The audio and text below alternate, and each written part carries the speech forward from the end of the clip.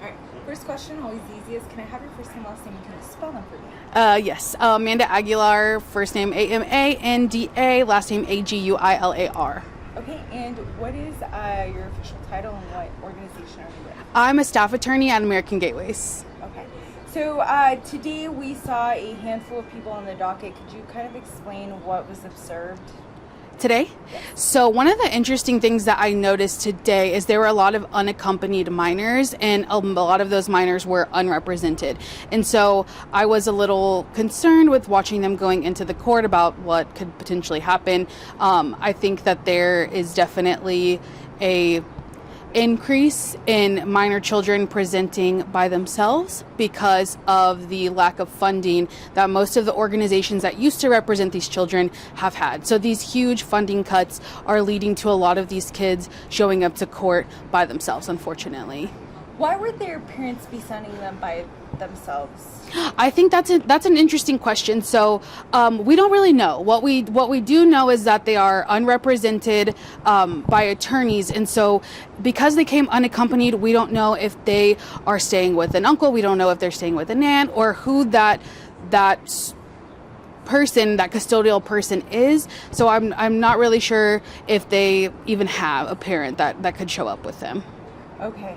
So the unaccompanied, unrepresented minors, it doesn't sound like any of them were detained. Not today, and that does give me some hope in due process. I think that the ICE attorneys or the OPLA attorneys have discretion when they're deciding which cases to dismiss.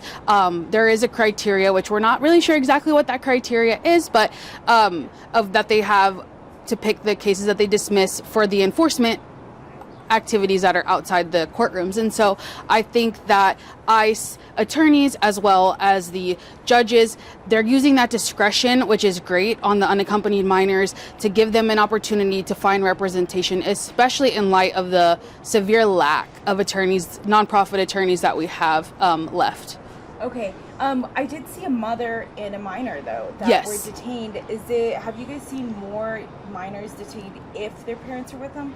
Yes, that is definitely, it seems like more of a trend, is that the parents are detained with their children. I think there are obvious reasons why that maybe is. They have someone to care for them in detention, and there are obviously more safeguards for kids who are detained unaccompanied. And so it would seem that OPLA attorneys, part of the criteria would be maybe that there is a parent with them.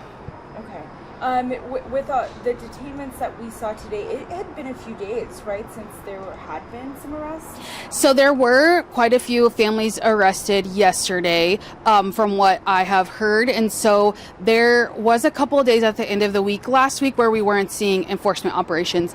I don't know ICE's enforcement operations and how they choose how to enforce, but I did hear and read in the press that they were targeting construction sites. And so I can only assume that their enforcement was targeted elsewhere, but the court is definitely a place where there are people to detain if they want to detain people. Okay, and so I guess one of my final questions is, moving forward with these detainments, is this something that we're expecting to see in the long run? I think so. I mean, ICE has a permanent spot set up here. It appears that they are intending to be here for the long haul. And it appears that this is an easy place for them to get numbers for their enforcement operations. Okay. Is there anything changing on kind of the representation side on how you guys are handling these cases?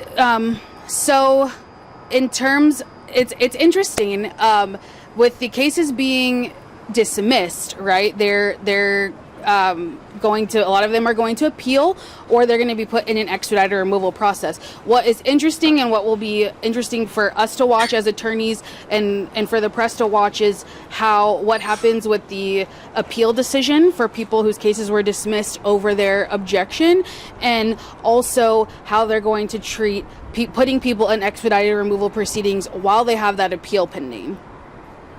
Is there something I haven't asked you that you want to touch on or you want people to hear? I just think it's important that people know their options before coming into court.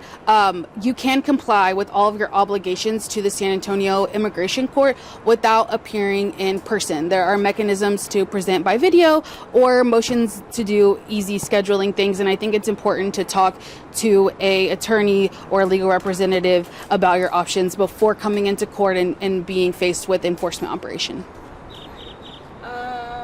Anything else about the detainments, what you guys have seen? Nothing else, no other trends that I would maybe note. I think it's obviously horrific to see families being detained and children ultimately being detained.